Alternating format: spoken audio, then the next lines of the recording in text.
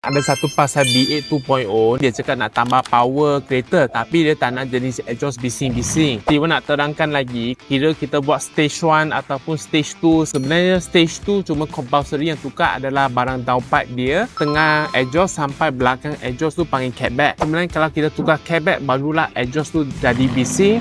Kalau contohnya yang barang seperti exhaust ni memang Stevens sini tak ada buat. Apa yang Motoren sini buat cuma adalah barang yang praktikal, macam contohnya tambah horsepower ke, buat tuning ke. Sebenarnya kalau pergi stage 1, stage 2, Motoren sini pun tak perlu tukar air filter. Tapi yang paling penting adalah air filter kena bersih. Semua tuner ada cara yang tersendiri, jadi tak ada cakap siapa yang betul, tak ada siapa yang salah. Paling penting dia suka dengan tuner mana, mereka pergi pilih brand tuning yang mereka nak.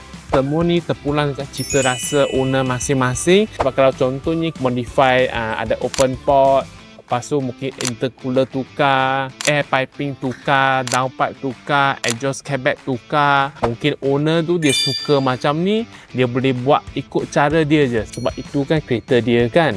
Anda semua setuju ke tak?